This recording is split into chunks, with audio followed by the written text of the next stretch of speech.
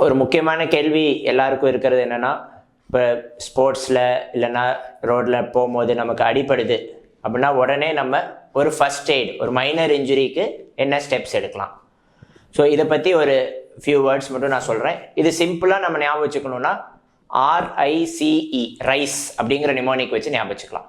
So ஒவ்வொன்றும் என்னங்கிறது நான் சொல்கிறேன். R stands for rest. இப்போ சப்போஸ் நமக்கு நடக்கும் போது கால் ட்விஸ்ட் ஆகுது, மோஸ்ட் காமனாக எல்லாருக்கும் ஆகுது, ஆங்கிள் ட்விஸ்ட் ஆகுதுன்னு வச்சுக்கோங்க. அப்போ நம்ம என்ன பண்ணணும்னா ஃபஸ்ட்டு ரெஸ்ட். அப்படின்னா அந்த ட்விஸ்டான இடத்த மறுபடியும் ஸ்ட்ரெயின் பண்ணாமல், அந்த காலை அதிகமாக ஊனி நடக்காமல், ஒரு 24லேருந்து 48 மணி நேரம் வரைக்கும் நம்ம அந்த பகுதிக்கு ரெஸ்ட் கொடுத்தோன்னா அந்த பகுதிக்கு இன்னும் வீக்கமோ வலியோ அதிகமாகாமல் இருக்கும். ஸோ இது ஃபர்ஸ்ட் பாயிண்ட். ரெண்டாவது ice application. I for ice. So ஐஸுங்கிறது நம்ம எல்லாருமே தெரியும், பட் அது கரெக்டான டைமுக்கு அப்ளை பண்ணுறோமாங்கிறது தான் ஒரு கேள்வி. ஸோ இது வந்து ஃபஸ்ட்டு ஒரு 1-2 ஹவர்ஸ்க்குள்ளே அப்ளை பண்ணால் தான் இதுக்கான பெனிஃபிட்ஸ் மேக்ஸிமம் இருக்கும். ஸோ இந்த ஐஸ் அப்ளை பண்ணுறது எதுக்கு பண்ணுறோம் அப்படின்னா, அந்த பகுதியில் வீக்கம் அதிகமாகாமல் இருக்கிறதுக்கு அண்ட் ஒரு அளவுக்கு வலியும் இந்த ஐஸ் அப்ளிகேஷனால் குறையும். ஸோ இது வந்து நம்ம டைரெக்டாக ஐஸ் கொண்டு போய் ஸ்கின் மேலே வைக்காமல் ஒரு துணிலையோ ஒரு டவல் மாதிரி இதில் சுற்றியோ இல்லை ஒரு பிளாஸ்டிக் கவரில் சுற்றி ஒரு 15 to 20 மினிட்ஸ் கண்டினியூஸாக வச்சுட்டு மறுபடியும் ஒரு 15 to 20 மினிட்ஸ் பிரேக் கொடுத்துட்டு மறுபடியும் ஐஸ் அப்ளிகேஷன் பண்ணால் அந்த வீக்கம் அதிகமாகாமல் இருக்கும். அது ஏன்னா உள்ளே ஏற்படக்கூடிய இரத்த கசிவை இது ஐஸ் அப்ளிகேஷனால் அப்படியே குறையும்.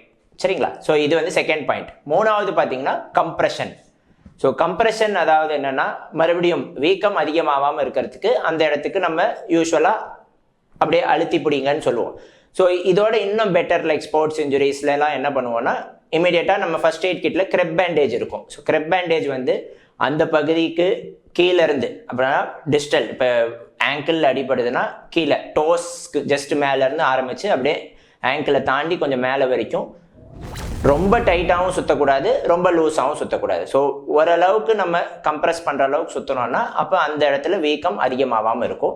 இது ஏன் ரொம்ப டைட்டாக சுற்றக்கூடாதுன்னா, அப்படி பண்ணும் போது அந்த இடத்துக்கான ரத்த ஓட்டத்தையே நம்ம சம்டைம்ஸ் தடை பண்ணுற அளவுக்கு இருக்கும். ஸோ மாட்ரேட்டாக, லைக் தேவையான அளவுக்கு கம்ப்ரெஷன் கொடுத்து நம்ம சுற்றிட்டோம்னா அந்த வீக்கம் அதிகமாகாமல் இருக்கும். ப்ளஸ் இதோட இன்னொரு அட்வான்டேஜ் வந்து அந்த இடத்துக்கான அசைவை குறைக்கும். ஸோ அப்போ அது ஒரு ஸ்ப்ளிண்ட் மாதிரி, ரொம்ப மாவு கட்ட அளவுக்கு அது ஒர்க் பண்ணலனாலும் பேசிக் மொபிலிட்டியை குறைக்கும். ஸோ உங்களுக்கு பெயின் குறையும். நாலாவது இ ஃபார் எலிவேஷன். எலிவேஷன் அப்படின்னா அந்த அடிப்பட்ட பகுதியை நம்ம இருதய லெவலோட மேலே தூக்கி வைக்கணும். ஸோ உதாரணத்துக்கு இப்போ கையில் அடிப்படுது, இந்த மூட்டில் அடிப்படுது அப்படின்னா நம்ம என்ன பண்ணுவோம்னா, ஒன்றா படுத்துட்டு ஒரு ஸ்டாண்ட் மாதிரி வச்சு கையை மேலே வைக்கலாம்.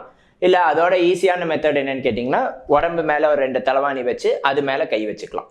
ஸோ இது கை வந்து நம்ம இருதயத்தோட ஒரு 4 to 6 இன்ச் மேலே தூக்கி இருந்தால் இதனால என்ன ஆகும்னா மறுபடியும் வீக்கம் அதிகமாகாமல் இருக்கும். இது எப்படின்னா, இந்த பகுதிக்கு வர ரத்த ஓட்டத்தை நம்ம தேங்கி நிற்காம திருப்பி இருதயத்துக்கே ஃப்ளோ ஆகிற மாதிரி மேலே தூக்கி வைக்கும் போது அதுக்கான பெனிஃபிட்ஸ் இருக்கும். ஸோ நல்லா ஞாபகம் வச்சுக்கோங்க. RICE, R for rest, I for ice, C for compression and E for elevation. So இது எல்லாமே மைனர் இன்ஜுரிஸ். அதாவது நமக்கு ஒரு தசைப்பிடிப்போ இல்லை லேசான ஸ்ப்ரெயின் அந்த மாதிரி டவுட் இருந்தால் இது பண்ணலாம். பட் இது பண்ணியும் ஒரு 24 to 48 ஹவர்ஸ் நமக்கு பெயின் அப்படியே இருந்துட்டு இருக்கு, இல்லை வீக்கம் அதிகமாகுதுன்னா கண்டிப்பாக நம்ம ஒரு மருத்துவர் ஆலோசனை எடுத்துக்கணும்.